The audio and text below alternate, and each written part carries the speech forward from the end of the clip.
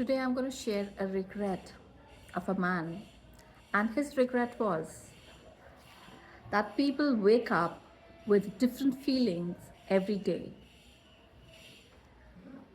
I said, ये किस तरह का regret है? He says, yes, I'll tell you. Kehta, do you know, they say that do not get emotionally attached with anyone. क्यों? क्योंकि जितने ज़्यादा आप इमोशनली अटैच्ड किसी के साथ भी होगे ना, तो जब भी उस व्यक्ति का बिहेवियर बदलता है, इट अफेक्ट्स यू. कहता like I was head over heels in love with the girl. वो जो बोलती थी मैं मानता था.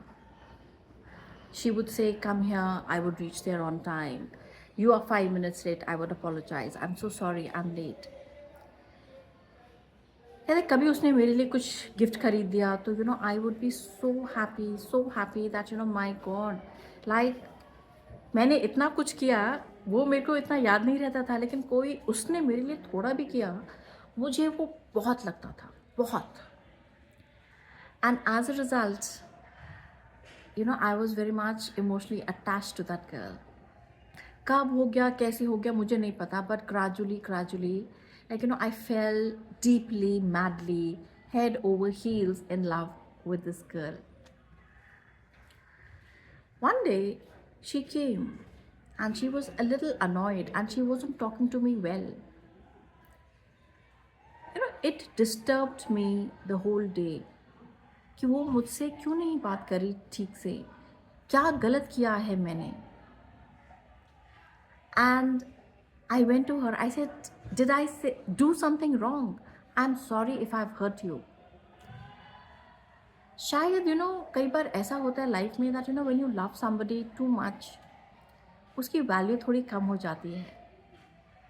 लाइक तुम्हारे लिए वो ज़रूर कुछ है लाइफ में, but maybe for them you are like nobody. धीरे धीरे करके she stopped talking. Then she would not come to college very often, and suddenly one day like she just disappeared. मुझे ना बहुत uncomfortable लगा, बहुत uncomfortable, because I can't express my feelings to you that बिना बोले कोई चला जाए, जिसको आजकल के जेंजीज घोस्टिंग कहते हैं. जब तक आप इसको फेस ना करो ना, you don't realise that how do you feel. And like I finished my college, I didn't see her. I mean, I went to her house. They said that they are not there. They've already left. There was no clue. So youngsters, I will just say one thing for you that कभी भी ना किसी के साथ भी इतना ज़्यादा emotionally attach नहीं होना चाहिए कि उसके घोस्ट करने से या उसके चले जाने से you are so disturbed that you cannot recover. It has been so many years, लेकिन आज भी मैं वो क्यों गई मुझे नहीं पता, क्या हुआ मुझे नहीं पता, क्यों हुआ मुझे नहीं पता,